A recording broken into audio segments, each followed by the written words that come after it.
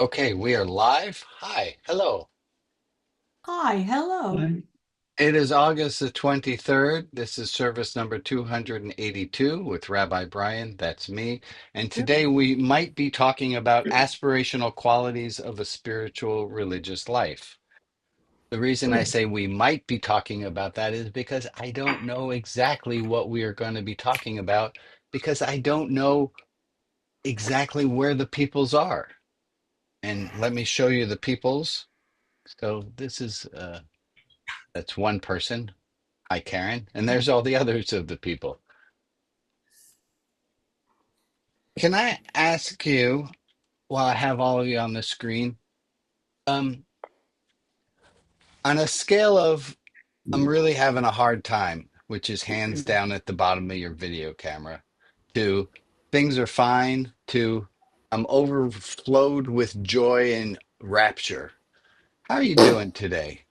Where are you? Are you in the dump? Oh, I like some people have split their hands. That's fantastic. So we're not just one thing. So we're there's a I for those of you who are not aware of the origin stories of how this came to be, I started as a rabbi with all my certificates and diplomas and things, and I worked at a congregation. And then I stopped and I started teaching math because I didn't know what to do. And my calling to help rational adults with their spiritual religious lives hadn't come to me yet. And in teaching math, there was a phrase that I was fond of, which was there's no lesson in algebra that should not be interrupted for a lesson in humanity. Mm. So, so I don't know if there's something that if somebody needs some tending to a tender part of their heart, or there's something that is more important. I'm not teaching algebra here, but if there's something more important than what I have on my outline, uh, I feel that we should feel entitled or empowered to deal with the humanity in front of us is more important than any liturgy we might have. That being said, I also want to make a little bit of a caveat and say, um, I think I, not I think, I slipped a bit. And I I don't want to denigrate organized religion. It works for billions, literally billions of people. And the easiest way to form a group is to have a resentment and a coffee pot. Yeah. Or addiction. And I have allowed us, or I have let slip without commenting on, sometimes when we have said some things that are denigrating to organized religion. And I want people who are have a healthy life in an organized religion, people who love the Torah, people who love Jesus, people who love whatever spiritual path they love. I don't want them to feel like we're with a coffee pot and a resentment.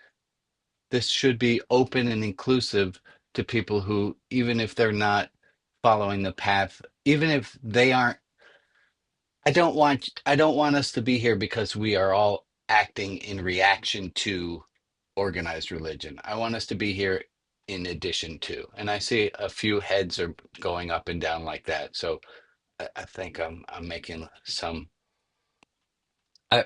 oh, also something that we have that most organized religions don't have is I can see everyone's face at one time, which Mm. is really awesome. So, and I appreciate when you move your heads like this and let me know that you are in agreement with what I'm talking about. Or if you just, quickly shoot up your hand, I can see that as well. Let me know. Or you're unmuted, or just let me know what's going on with you. And welcome to anybody who's new, anyone who's new at this service, and anyone who's on Facebook. Oh, look, we have Facebook people. If you have comments that you want to put on Facebook, we do get to see those. I don't see the chat. I'm not ignoring you. Well, no, that's not true. I am ignoring you. There's no malice intended in my ignoring you. I just can't run the video, the service, and the chat at the same time. There's beautiful people who are monitoring the chat, and I ask those beautiful people to let me know if there's something that's very pressing in the chat, so that I can bring it into our discussion here. John, did you have a comment that you wanted to make? I saw you. No, I just did. Oh, fantastic. Okay, thank you. A little bit of review. I have written on a tissue here the word boundaries. Last week we talked a little bit about boundary tissues, and show of hands, how many of you can could, if you were called upon, how many of you could explain the idea of a boundary chicken, a boundary tissue? No, thank you. Oh. Extra points to Rob. Rob just did the best explanation of a boundary tissue, and if you are aware of it, if you got his joke, if you didn't, let me explain for it, is that at any time somebody says something to you, you're allowed to put up a boundary and say, I don't like that. I'm allowed to say no thank you to whatever I'm offered. If it's a compliment, I can say no thank you. If it's an insult, I can say no thank you. Not true. It's not that I can't. Well, I can. I have the potential of saying no thank you. This is a skill.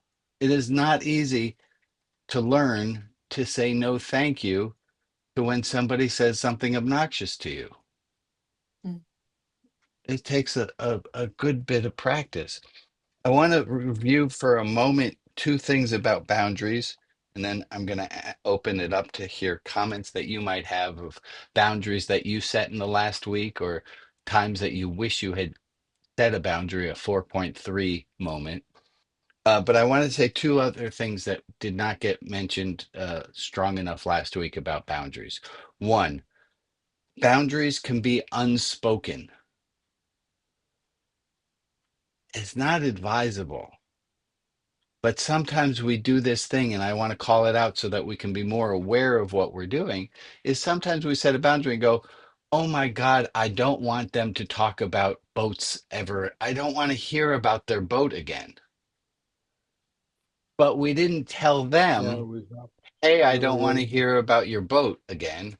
We just made the we set a boundary without telling them, and then they do the thing, they talk about boats, and we get angry because we think we had set a boundary. Anyone know that they're guilty of this sometimes? Probably. Just about, yeah, okay. And if we're going to take a different survey and say how many of you have hands, I think we'd probably have the same, very similar results. The second thing about boundaries, and I'm so thankful to the person who brought this up, when we set a boundary, the other person has the right, or if someone sets a boundary with us, we have the right to renegotiate that boundary. Somebody says to us, I don't want to talk about that. We can say, it is really important. I will respect your boundary, but can we have a discussion about it sometime before Friday? I understand you don't want to talk about it right now. Can we talk about it before Friday? That we are allowed to negotiate boundaries. And then I have, I was in my garage and grabbed a piece of extra wood, uh, and somebody, and I wrote on it the boundary tissue, and it says on it, because I have a boundary tissue in my pocket, I have permission to be my authentic self with everyone, everywhere, all the time. It's because I have a boundary tissue in my pocket that I have permission to be my authentic self with everyone, everywhere, at all times. I would love to hear your thoughts on that. because I have a boundary tissue, because I have the ability to say no, thank you, I have permission to be my authentic self with everyone, everywhere, at all times. Like that.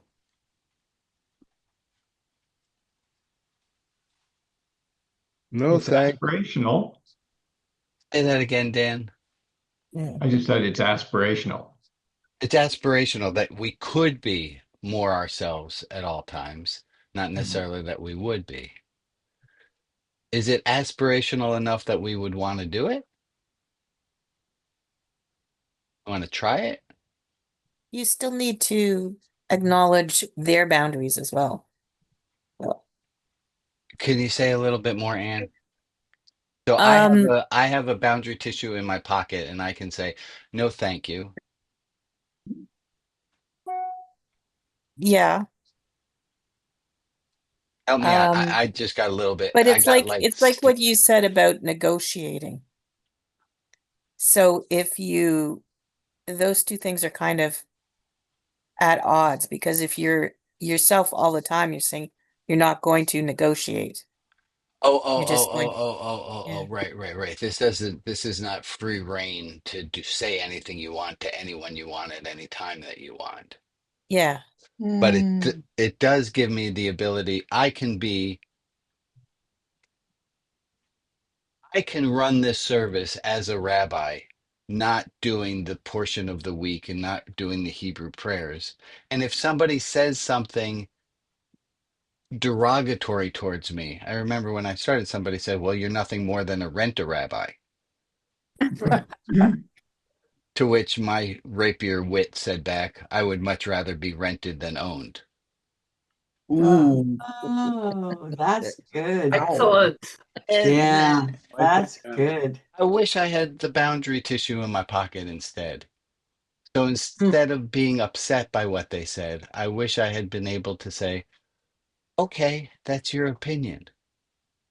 Oh, De-escalating it, having a boundary and say, I don't have to believe what you just said. I can say, like Rob says, I can say, no, thank you. You're mm. nothing more than a rent-a-rabbi. No, thank you. Well, you did say that, in my opinion. You just stood up for yourself without trying to tiptoe around people. Yeah. Sometimes you get tired of tiptoeing. Amen. I get a little tired of tiptoeing. Anything else about boundaries that have come up for you in the last week? Alexia, yeah, go ahead, my friend.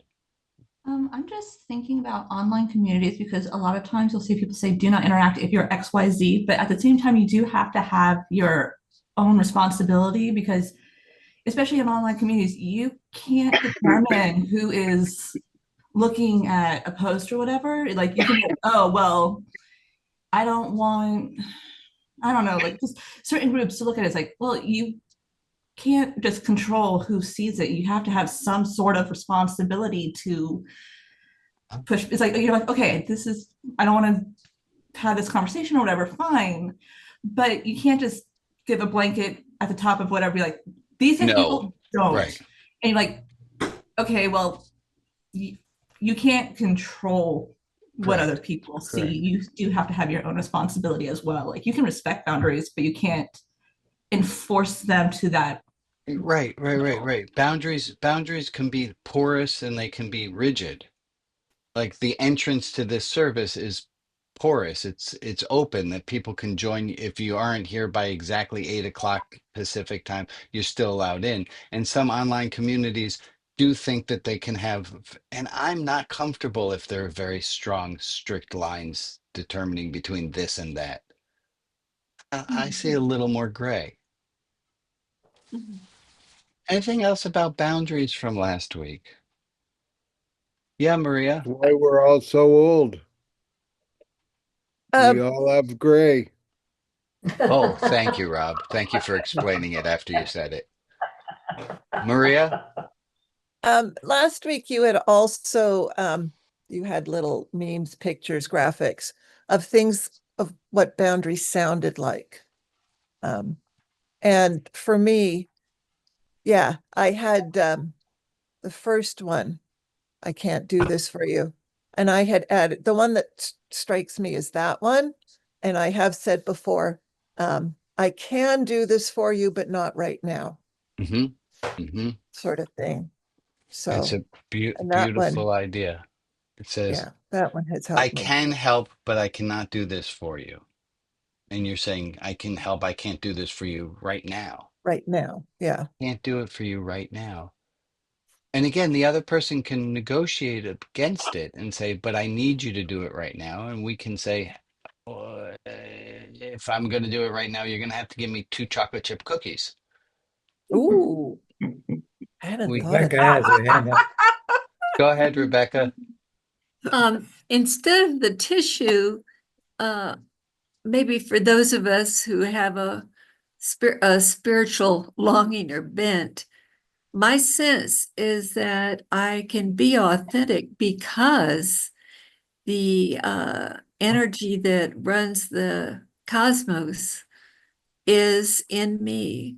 Yes. And that sense, is like, okay, they can do whatever they want or say whatever they want, but I am still who I am, and I Amen.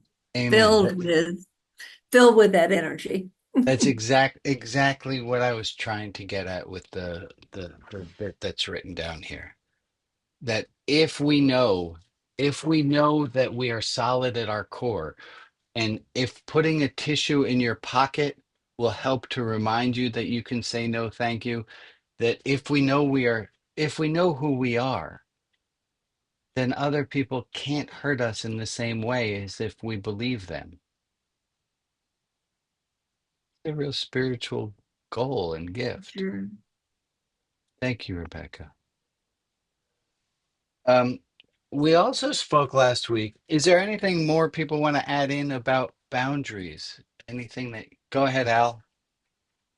Yeah, it's just I've been thinking a lot about, what I'm choosing right now to call kind of the ultimate boundary, which is between, our end and what comes afterwards, death, and legacy. And that's something that's really been on my mind lately. As many of you know, my father passed about 3 weeks ago, and so the whole notion of boundaries in that sense is really coming to mind.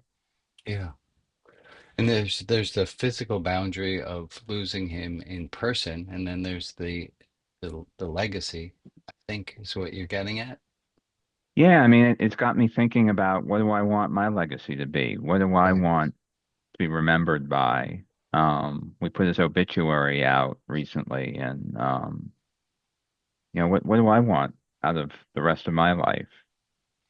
And so much of my what I was thinking about over the last few weeks is ways to be with him. Last few months, I should say, almost last year. Ways to be with him, ways to support him. That was kind of my purpose. And this whole thing is making me think, what boundaries do I want with my life and my higher power? And it reminds me of the whole thing that we said about boundaries, that whatever boundaries you set, the other person is Yeah. almost certain to push back on them. So, how do I have that flexible legacy, that negotiated legacy that's going to be, you know, my higher power is going to push back on that, whatever vision it is I put That's out into the world. interesting. That's very interesting. Thank you for bringing those together. Um, I'm going to reiterate a little what Al just said was when we set a boundary with a person, I can do that for you, but just not right now. If that's the first time you've said that to a person, or you're entitled to your opinion, I don't have to agree with you. If you set that kind of boundary, the first time you set those boundaries, the other person almost without fail will test that boundary. And we should expect that. And Al, I love your idea that this also happens with the universe. We Yeah. tell ourselves, I'm going to do this spiritually, and the universe finds a way of testing. Really? You're going to? But Go it's ahead. kind of a beautiful thing. It's like a beautiful thing that you get that pushback, you get that feedback, and a lot of times, for me, it evolves into an even better goal, an even more evolved purpose because of that pushback. Right. It's the go ahead, Jack.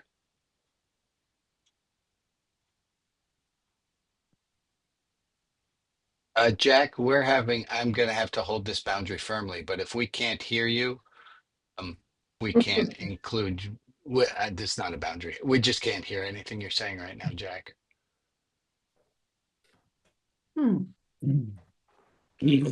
Sorry, Jack.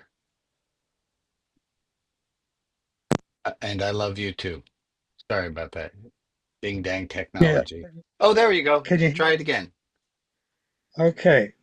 When I read what you wrote for for this service, I sat down and started thinking about it, and I came up with this: we are all aspirants, and we and what we aspire to depends on our level of consciousness. I aspire to God. It is my level when it comes to spirituality. Mm, Any mode of being other than that makes me a hypocrite. if you're not aspiring towards God. Right. And hypocrisy is the one action that my God has the most difficulty forgiving. So whatever I bring to my God defines what I am and who I am. And whatever my God brings to me defines who God is to me. And that's what I discovered for myself when I wrote it this morning. Thank you. Thank you, Jack. Always, always, always beautiful thoughts. Um, Question. Where is it here? Here, I'm going to give everyone some homework. Whether you do it or not, I don't know. But here's a question somebody brought up. Uh, f- I can't remember who brought it up. They asked, "What is the relationship between kindness and hope?" And I don't want us to answer this right now, but I want you to play with it. Can you be kind without having hope? Can you have hope without being kind? Like spin that around and see what comes up. If you need to write a little note to yourself to remember, I'm going to put a little note in my file here so I know I want to bring this back. I want us to talk about this next week. The relationship between kindness and hope. That being said, um, let me ask a different question.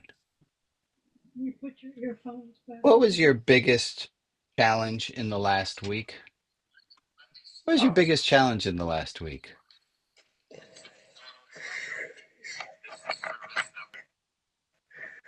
Go ahead, Ron.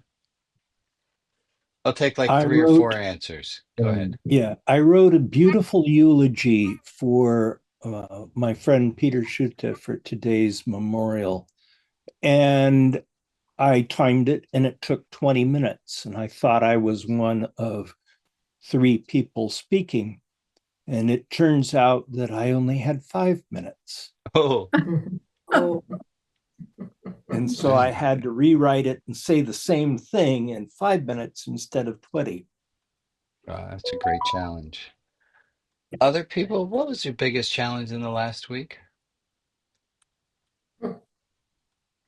What's your biggest challenge in the last week? Go ahead, Joe. getting ready to celebrate my first birthday without Ken.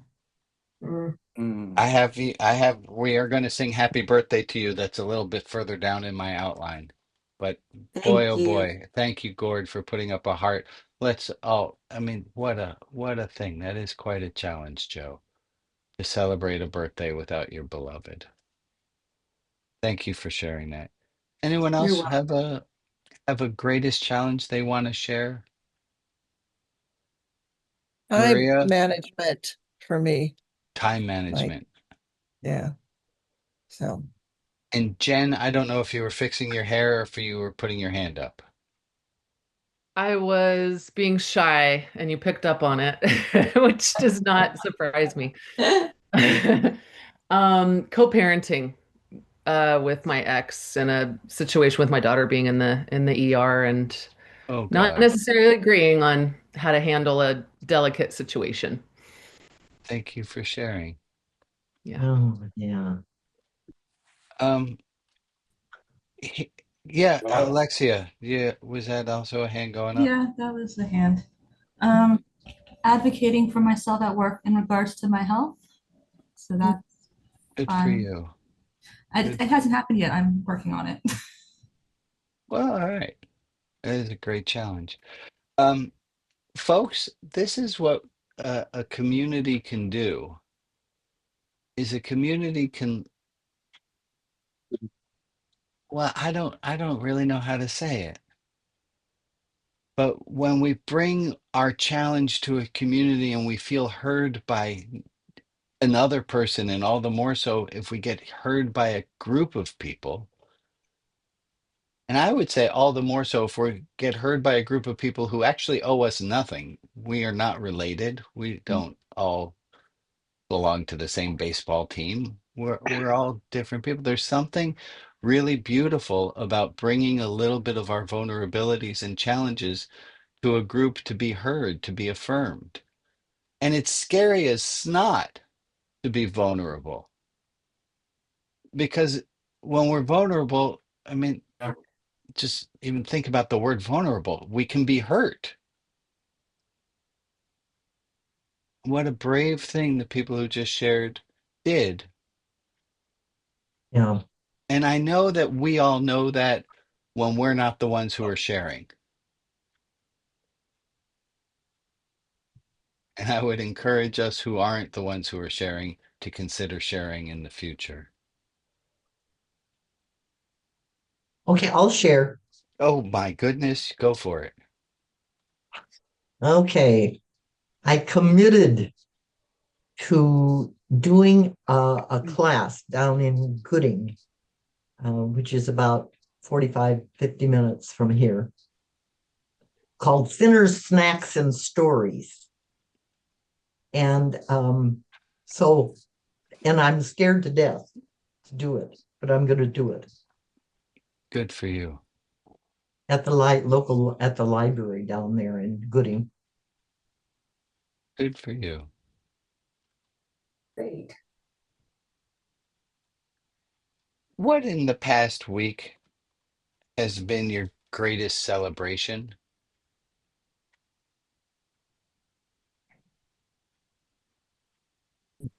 I refuse to believe that in a group of 30 plus people, we don't all have at least one thing that we're celebrating. We'll do Carol and then Dan.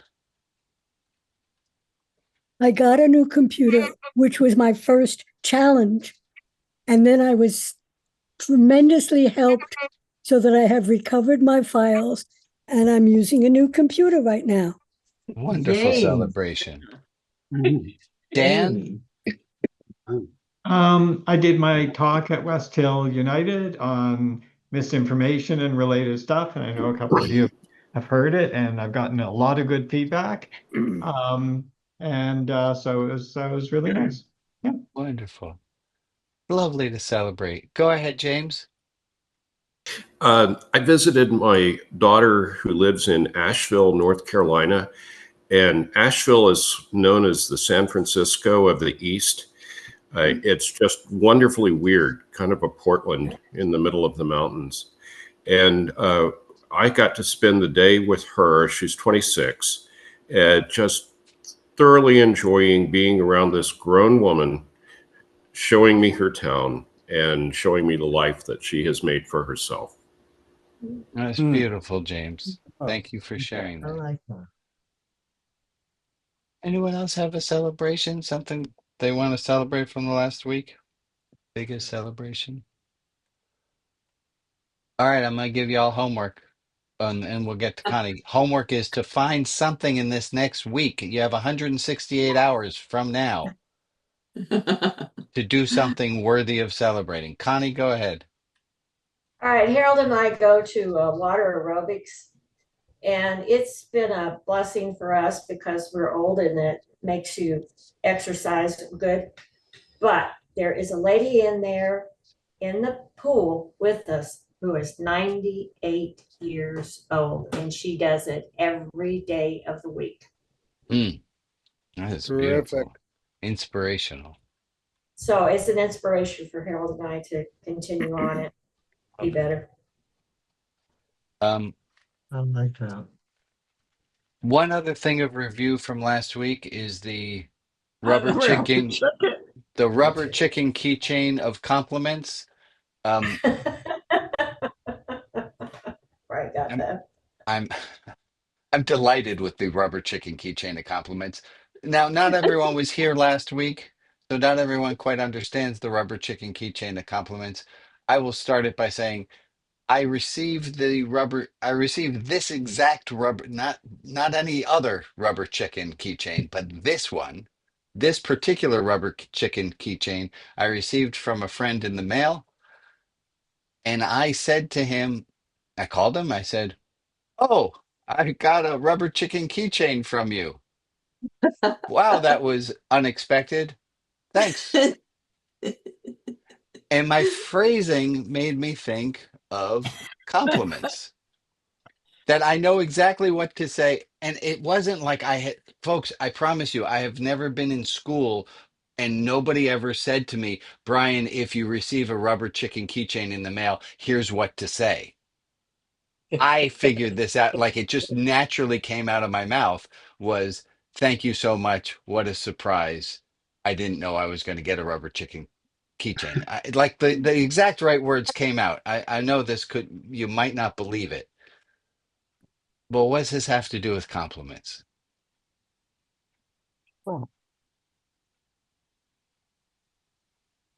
That sometimes it is as hard to give them as it is to receive them. Right? And how we receive a rubber chicken keychain is how we can receive a compliment. I know a lot of you are not so good at receiving compliments. I know that because you're humans. And unless you're a narcissist, and I don't think we have many narcissists here, it's weird to take in a compliment. And I ask you to consider the rubber chicken keychain and how you would respond if I sent you, oh, there we go. James, tell us what you're holding on to there. I went to a church gathering last night. I'm a Rena rabbi, a Rena preacher. I'm an interim pastor, and I'm getting to know people. And I went to a social group of so-called young adults last night. And it was the first time I had been with them. And they have a rotating trophy for excellence in participation. And so I gladly received this participation award and had to drink half a beer out of it. And it was just so nice to be included in the group and recognized as you're one of us now. Love that. What do you say? I'm going to ask the whole group as a whole. What do you say when somebody gives you a compliment? What is the not no, I shouldn't say what do you say? What ought you to say when someone gives you a Thank you. compliment? Thanks. Thank you. Thanks. Thank you. Thank you. That's it. You are Thanks. so kind. Thank you. Thank you. Love. Thank you. And Emily will also say, and swallow. Yeah. Yes. Take Thank that you, and compliment swallow. in. Do something to make yourself hear the compliment. I'm afraid we all play it really small. Go ahead. I Who, think me? that was Rita. Yeah. Just that was lovely to hear. That's it. That was lovely to hear. Thank you. Um, Go ahead, James. At the church where I'm working, we have a secretary who has been there for 30 years. Wow. And this month is her 30-year anniversary at the church. And we want to do something really nice for her, like a recognition, luncheon, tea, coffee, something. and it makes her very uncomfortable, not because she doesn't want to be the center of attention, but because she is very, very uncomfortable receiving compliments. But she was brave enough to tell me that. That's wonderful. That's good. Do you want me to ship this over to her? I'll send you my address. Send me your address. Let's switch gears for a moment. And my friend Joe, can you say hi?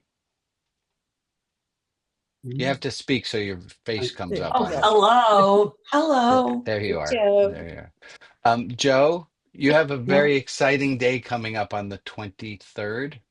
27th. I apologize. It's Today okay. is the 23rd. You have a very exciting thing coming up on the 27th. I do. You want to tell us what that is?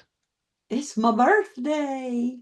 Yeah. The And Joe, 27th is my birthday. we are all going to sing a happy birthday to Joe. It was pointed out to me that if you let me start singing, we'll at least have some idea of what the key is. And as is traditional here in Religion Outside the Box Land, we give all birthday celebrants the option of celebrating their birthday with or without song. And Joe has elected with song. You know what, Joe? Yeah.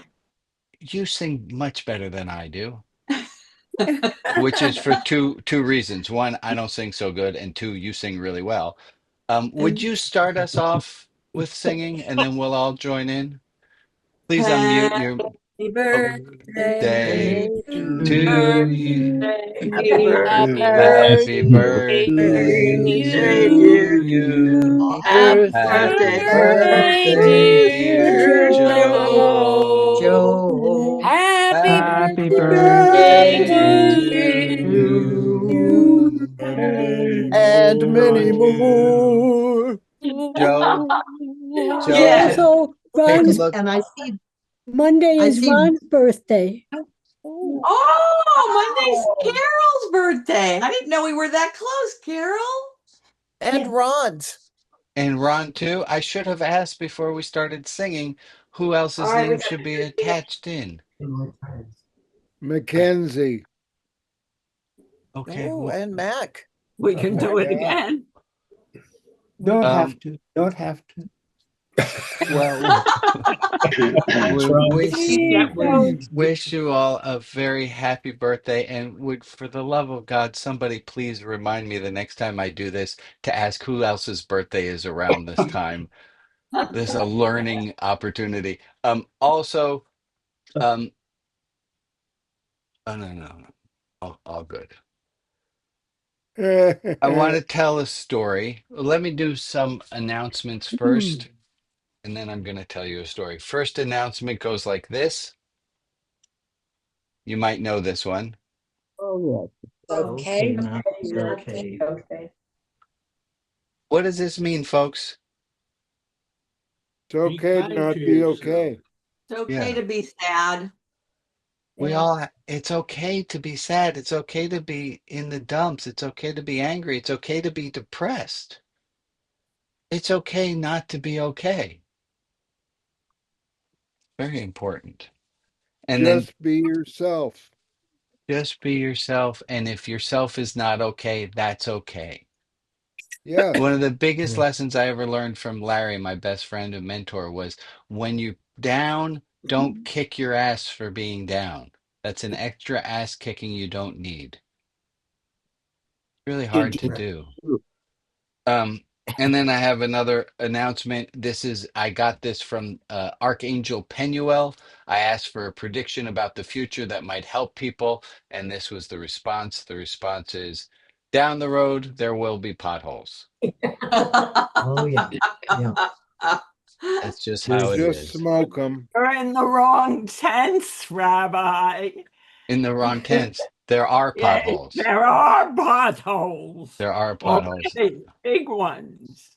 Just And smoke them. I think it's interesting that on the bottom of the card that you just showed, it said truth, which immediately sent my mind to Truth Social. and we know who runs that, who knows no truth. That's true. Oh, That's true. I want to tell a story. Something happened in the last week. As many of you know, because I won't stop talking about it incessantly, my son is about to go off to college. Oh, wow. And I spoke to someone who I don't speak to often. Like last night was our second to last Friday night dinner, just the four of us. I mean, we'll have other ones, but it was like the last one of this era. And I was speaking with someone in the last week, and I wrote it down exactly how it was said. They said, "How are you?" I said, "I'm heartbroken." And they said, "No, you'll see, he'll come back." You remember that thing in Highlights magazine, What's Wrong with This Picture? And it'd be like a toaster instead of a school bus or something patently wrong. I said, "I'm heartbroken. My son's leaving. I'm heartbroken." They said, "No, you'll see, he'll come back." What's wrong with this picture? They don't mesh up. They don't mash up. They can't fix it. There's no acknowledgement for your Yeah. sadness. Right. There's no a lack of empathy. compassion. Yeah. Right? They missed an opportunity. It can be both. They might be right. I mean, yeah, but they're missing me. Right. Yep. Are you missing your son? He needs your encouragement. He needs to know that you think he's very ready for this and you're so happy for him about to have this great adventure. I am, and I'm also sad. Right. Of course. And And glad. I remember. I'm glad. I'm filled with a Penelope, I think that's the word, of feelings. But the one that I need, the same way when we talked a moment ago about what's your biggest challenge, and the people who said their challenge got a chance to feel heard in their broken parts, in their broken places. The person with whom I was speaking did not offer me a salve for where my wound was. And I asked Jane about this, and she said, not everyone can tolerate a full range of emotions. Truth. That the person I was speaking to couldn't or was uncomfortable tolerating my sadness. And so they told me, don't be sad. He'll come back. But it left me feeling a little empty. And I'm not a dick. I didn't say to them, "Hey, you're not," or I didn't have this conversation out loud with them. They're doing the best they can with what they Thank you very got. They're much. doing right. So we have to forgive. I don't that was what I wanted to say, and I don't know where that conversation goes, but I'm willing to be quiet for a moment and see where it goes. Let's hear from Ron and then Steve. So 6 weeks ago, when you said a full range of emotion, this is what flashed up. 6 weeks ago, I broke 3 bones, my big toe, my left wrist, and my right elbow. And they're healing, and I'm not wearing any casts or any splints or anything anymore, but have to work to get back the full range of motion. And I think we have to, when we have things that break in us, we have to work at getting back the full range of motion of our Amen. emotions. Amen. I love that image. Go ahead, Steve. Thank you, Ron. The other issue, though, is that we have this incessant need to fix. Yeah. And when you express a seemingly negative emotion, because I think sadness in the case of your son leaving is a positive emotion. Yeah. Because it speaks to the relationship, it speaks to all kinds of strong, wonderful, positive things. But when we speak to seemingly negative emotions, I hear you. rather than hearing and hugging, which are very important things, we skip over sometimes those first two important steps and go right to fixing. Right. Thank you. And that reminds me of the thing we all had spoken about a while ago of, do you need to be helped? Do you need to be hugged? Do you need to be heard? And my need at that point was to be heard. Go ahead, Bob. With all of my kids and all of my grandkids, what I have found is that I have many more new experiences that I would not have had if they had all stayed at home. Correct. I'm thrilled that he's going away. I'm so proud of him. I tell him that where I attacked him with tickles yesterday. He was playing video games, and I just felt like tickling him because I could. Tonight we're going to see Rocky Horror Picture Show because that was on a bucket list of things that needed to be done before he went to college. So I'm sneaking that one in under the line. Um, I'm thrilled. I'm so fucking proud of him. He got into this school. He got scholarships. He's confident enough in himself that he's able to go 3,000 miles away to a place that's not easy to get to. I'm so proud of him. And I'm also sad. Sure. Okay. Go ahead, Ruth. It's the end of an era, Rabbi. Correct. It's where you let go and you allow your son to experience his life without your supervision, which can be very scary as a parent. Absolutely. Absolutely. Thank you, Ruth. Okay, folks. I think, Maria, do you have a list of people for whom we want to add some extra thoughts and prayers? I do. These are the individuals to whom we are sending light and love: Alex and John, Cullen and kids, Seth, Irma P. and her family, Star, Jillian and Jen, Ashley, Horatio Meyer and Dee Dee Ford, Rita S., Sheridan H., Aru Lane Hill, Ebony, Beth Carney, Debbie F. and Edie B. of blessed memory, Tim H., Peter Shuta in spirit and those who loved him, Sally B. and Bob B. and Saul R. If there is another individual in our community to whom we can offer light and love, please put their name in the chat and I will add them to the list on Facebook. And for the people who aren't named but who are in our thoughts, we send them light and love as well. Let's take a minute of time.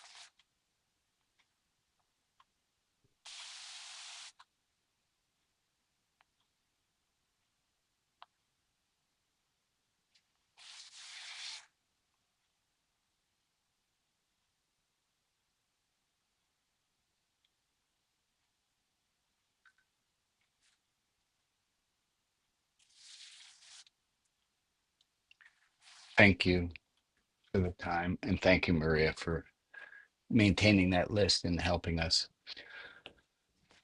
So, question. We know a spiritual religious life is one of the qualities of spiritual religious life is a hierarchy of values. And I'd love to hear from approximately 42 people. That's how many people I think I have on screen. What are qualities that you would like your spiritual religious life to have? And I'm going to start patience.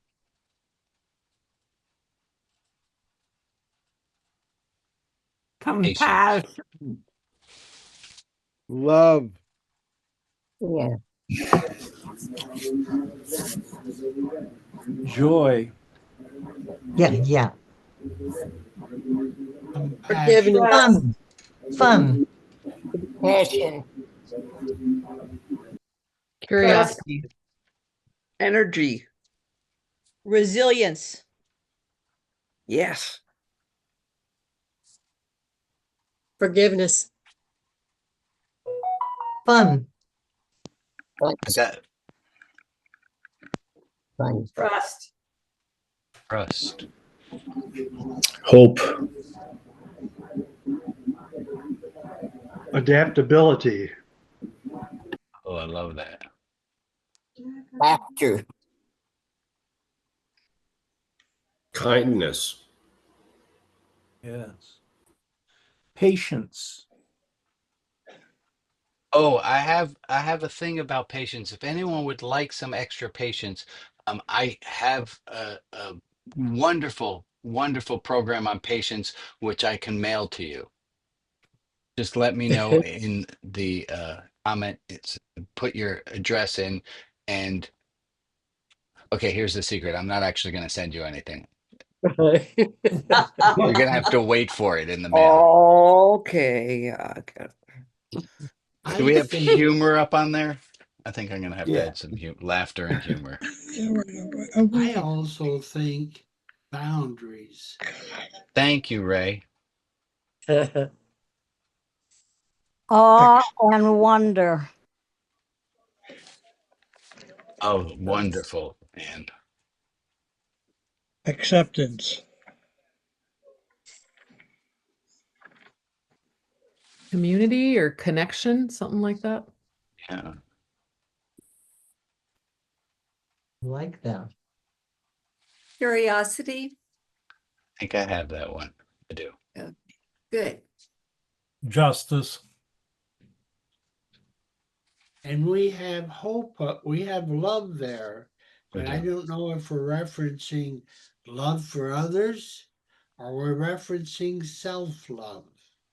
All of them. That's what I All just of the wrote down above. there. Okay. All the love. Thank you for I'm going to add mystery. yeah. Flexibility. Mystery and the comfort and being comfortable in the mystery. Someone said flexibility. I'm going to throw that under adaptability.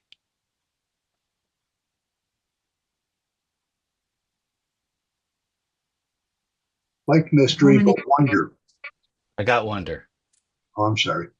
No worries. No worries. Do we have forgiveness up there? Because then, Yep. then we can forgive you. Great. Courage. Courage. Beautiful.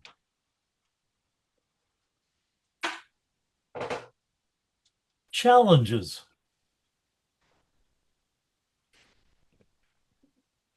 Mm-hmm. Growth.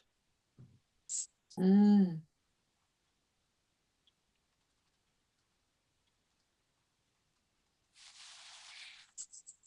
Sort of justice and a desire to work for justice, but I think maybe that's did you have it already? I did it. I Yeah. snuck it in. I sort of think that's it comes from some of the others as opposed to being it's a thing itself of a quality. Mm-hmm. Is mercy on there? Not yet. Wisdom. You gotta, if you're gonna Oh, have that's what I justice, you wanted gotta to. have mercy. Whoever just had wisdom. Thank you. So I was talking with my buddy Larry. Oh, I'm just finishing. Oh, I'm running out of space.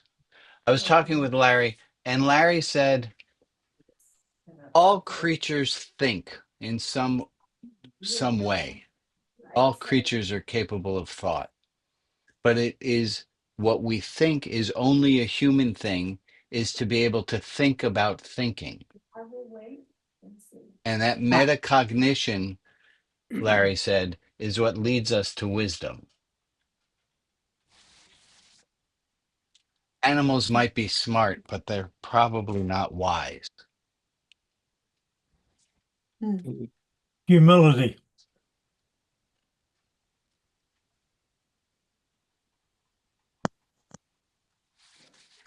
Okay, we're going to do a card trick now. Reliance. Say that again. Reliance. Reliance. Oh, I like where you're going there.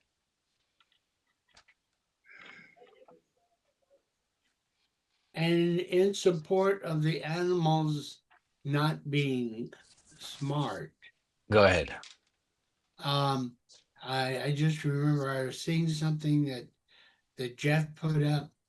At least animals wouldn't let the dumbest one in the pack be the leader.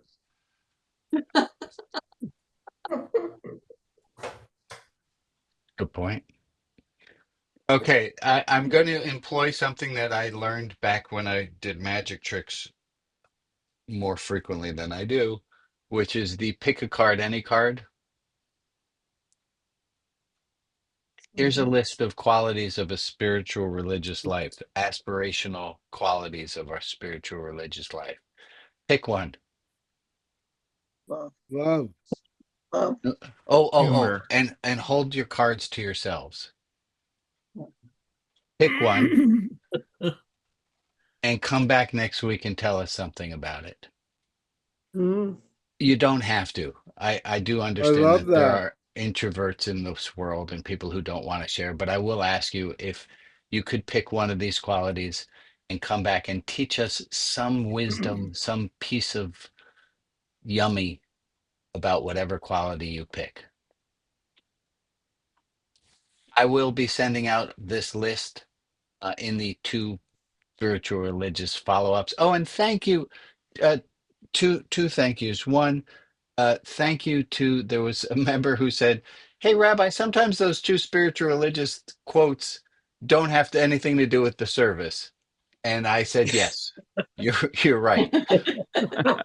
But a good 3,000 plus people don't know that. Um, and I am going to re-up my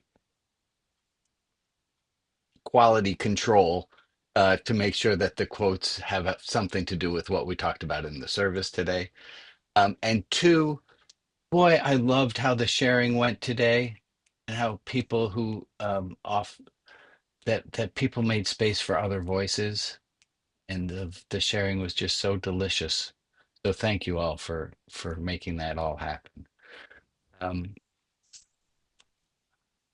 This is really one of my favorite hours of the 168 of the week. So I thank you all for being with me for this hour. Take a moment, wave to each other. Let's say goodbye to the people on Facebook and Bye, Facebook.